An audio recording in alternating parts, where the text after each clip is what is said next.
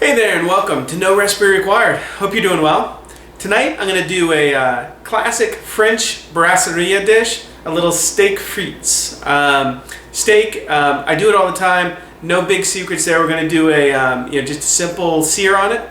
The fries though, a lot of people a little intimidated doing them at home, but it's not all that complicated. You don't even need a fryer. I'm just going to do them right on the stovetop with a pot, and they come out wonderful. Let's go ahead and get started. Okay, let's go ahead and make some French fries. I happen to have a new potato here. Now, normally I use russets, but I don't have any russets, so I'm going to use the new. If you have a mandolin, you can do the same process with the mandolin. It's actually a little bit easier, but I'm assuming most of you don't. So let's go ahead and do it this way. First thing we're going to do is cut the French fries. So you can go thin, you can go thick, kind of up to you. Either way, what you need to do is make little planks out of the potatoes. Again, in the thickness of the the French fry you want. You want thicker fries, make thicker cuts. You want thinner fries, like shoestrings, you make thinner cuts.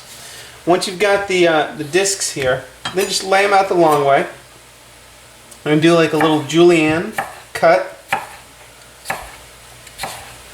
like so, and then voila. We've got French fry shapes.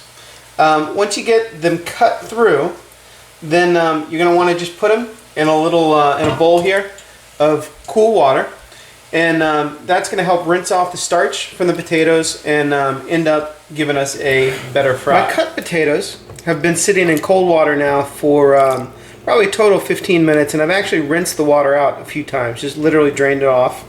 And that is to get rid of the starch, make them nice and crisp from the water. Now this next step is an important one, because if you put wet fries in hot oil, you're gonna have problems. Oil and water don't mix, right? So the story goes. So what you do, take them out of the water and into a little tea towel or dish towel here, and really dry them off pretty well. Let them sit. Give them a little rub, pat them dry for just a couple minutes, all while our oil comes up to temperature.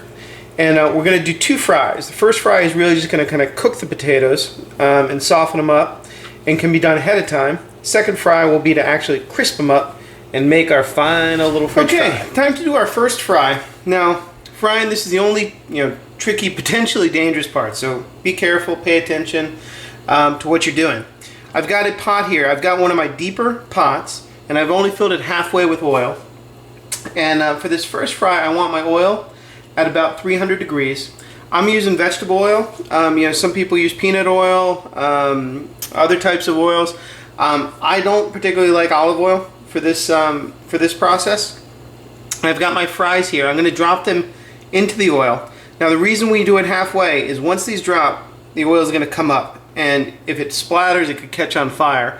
So add in small batches. I've got some more I'm going to add as soon as I drop these. And definitely be careful. So let me drop those first guys. Ooh, I splattered myself a little bit there.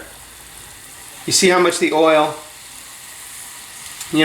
came up, and again, I'm just gonna let it sit for a minute so that we don't screw anything up. I've got a wooden spoon here. I'm just gonna stir those in. You can add a few more. You want to try and get them in as quickly, but definitely work them in batches if you need to. And the 300 degree mark here, like I said, this is just the first fry, so we're just going to kind of cook them until they're done. Give them a quick stir every once in a while to make sure nothing's sticking. Going to give them a quick fry, and then pull them aside, let them rest and cool down for at least 10 minutes. They can easily sit around for an hour or so before we do the second fry, which is going to crisp them up. This is just going to take about 2 minutes. Then we'll pull them out. Okay, so my fries have just lightened up in color. They've been going for 2 or 3 minutes. I'm just going to take them, drop them on some paper towel, and spread them out to drain. And this is the time. Obviously, if you've got batches, you can just do all your fries to this point. Let them sit for 10 minutes. Then we're going to come back and do our final fry off. You do want to try and spread them out as much as possible, so nothing, again, nothing sticks together. Okay, so just so you know, the order of operations, I've got my fries first fried. You know, I went through the first fry, just have them drying out or draining out on a paper towel here. We're going to fry these again for our steak frites, but we also need our steak. I happen to have a porterhouse or a T-bone here. You know, here's the bone. Porterhouse, you know, this is the New York strip, and this is the filet. You get a little bit of the best of both worlds there. We're going to go ahead and cook this off right on the stovetop, finish it in the oven, and once it's resting, we're going to finish off our fries. Okay, let's go ahead and cook off our porterhouse. Now, any good beef or steak starts with a good sear, and that requires a hot pan.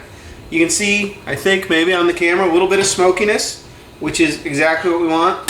I got a little bit of olive oil in the pan. And then we're going to lay down our steak. And you can hear that big time sizzle. That's exactly what you're looking for. If you don't hear that sizzle, it is pan's not hot enough. Pull it out quickly, let the pan heat up a little bit more. The other key to a great sear is just to leave the beef alone. We're going to let it go for a good 5 minutes on this side. I just turn the heat down slightly. It's probably medium-high, almost to high. And I'm just going to let it go for a good 5 minutes without touching anything. I've also got an oven preheated to 415 degrees. And we're going to, after we flip, we're going to finish the steak in the oven. Okay, our steak's been going now for about 5 minutes. Key to a good sear, like I said, leave it alone. You're not going to flip this a whole bunch of times. We flip it over, and we've got that nice, beautifully brown crust on this side.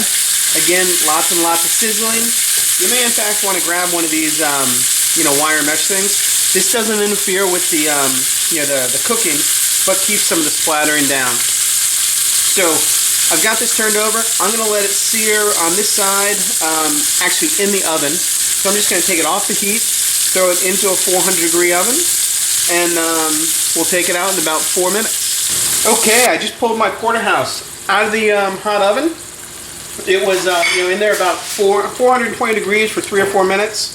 And just the feel method, I can tell we got a nice medium rare, which is exactly what I'm looking for. Now, key step that you don't want to skip is letting the steak rest. So I'm pulling it off into a plate here. I'm going to cover it tightly with aluminum foil and just let it rest. Not going to cut into it for at least 4 or 5 minutes. And while we're doing that, let's make some frites. Okay, let's keep going on our French fries. Now, here I've got the fries that we fried off earlier, and now's we're going to do the last fry. Temperature on this oil is much closer to 350 than 300, which is where we did the first one. And this is going to get us that nice, crispy, golden brown outside. Same rules apply. Halfway full. Be very careful. Add in batches so you don't overflow the oil, which would be very bad. We're going to drop about half of these guys in, and then, without burning myself as much as possible, give them just a quick move, make sure nothing's sticking, and then we're essentially just going to wait for the fries to turn golden brown. So give them probably 30 seconds, and then lift a couple out. We'll take a look at where they are. Okay, so as my fries are going, they increasingly they're getting golden brown. You want to make sure the oil's nice and hot. That's what gets the crispy crust. And occasionally just go in, make sure you punch them down and get them all mixed up. Prevents sticking, and it also makes sure the ones on top are also getting the appropriate amount of oil. Okay, so the fries are nice and golden brown. We're going to pull those out. And I've got a nice aluminum bowl here. We're going to take them, drop them right in there. Fries, unlike the steak that maybe you serve them with, are best served immediately. You don't want to let them rest or anything like that. You want to get them right to your table, right to your guests, right to yourself.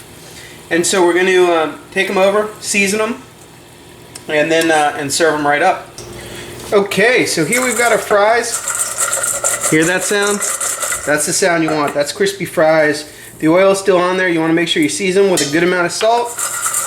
Toss them and make sure they're nicely coated. Okay, our steak has rested, so we're gonna lift that up, throw it right on our beautiful little plate there. And then steak frites obviously wouldn't be complete without the frites. Take those, give a nice little pile right on the side there. And you, I, all the meat lovers out there are in heaven. I'll see you next time on No Recipe Required.